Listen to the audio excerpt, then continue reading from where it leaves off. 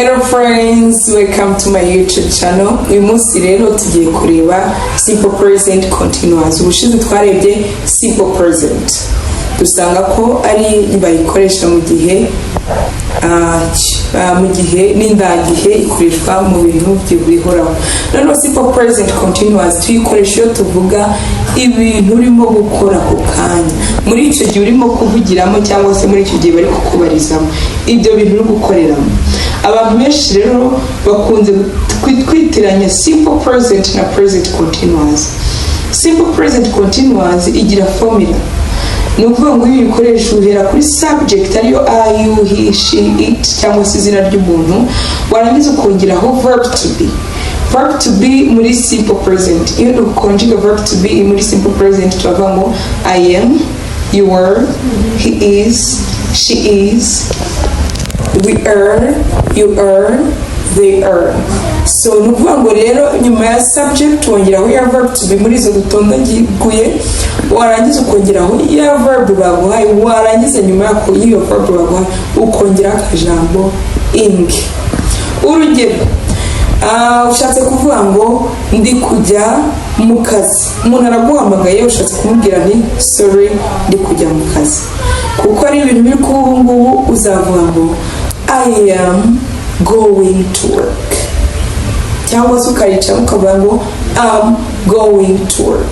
Urumva iyo I ni subject, am ni verb to be, go ni ya verb baguhaye ariyo verb to go, noneho uhita wongeraho akantu ing bihinduka going to work. Urundi rugero ushobora kuvuga ngo njyewe nshobora kuvuga ngo ndi kukwigisha, am cyangwa se I am teaching you, ndi kukwigisha. I am verb to be, teach verb to teach, ing teaching you.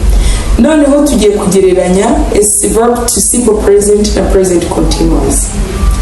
Mbere yuko tubigereranya ngiye kukubwira amakosa abantu bakora. Iyo tuvuga nkuko mbikubwiye ukuntu formule igenda ikurikirana, iyo wibagiwe kamwe muri ko ukoze amakosa. Urugero uvuze ngo I teaching you, wibagiwe verb to do, uravuze ngo I teaching you, iryo ni kosa. Nubivuga ngo I going to work, wibagiwe verb to be, iryo ni kosa. Cyangwa se dukibagirwa info kavuga I'm go to work, ni kosa. Noneho tubigereranye rero na simple present hamwe ego. Urugero, njya ku kazi. Niba ushatse kuvuga wenda umuntu arakubajije ese nzagushure kwa kabiri, ukamubwira ati oya kwa kabiri rero njya ku kazi cyangwa se njya mu kazi, uzavuga ngo uzakoresha simple present nkuko twavuze ko ari ibintu by'akamenyero. Uzavuga ngo on Tuesday I go to work.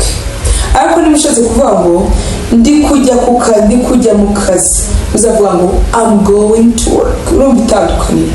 I go to work, njya ku kazi, I'm going to work, ndi kujya mu kazi. Niba ushatse kuvuga ngo nigisha icyongereza, uzavuga ngo I teach English. Ariko niba ushatse kuvuga ngo ndi kwigisha ubu nyine, uzavuga ngo I'm teaching English. Ntimwibagirwe gusubscribinga kugira ngo amasomo ujye yakurikirana. Ya nshuti yawe, wa muntu ushaka kumenya icyongereza, ni byiza kumushishikariza ibi bintu agasubscribinga nawe ubu bumenyi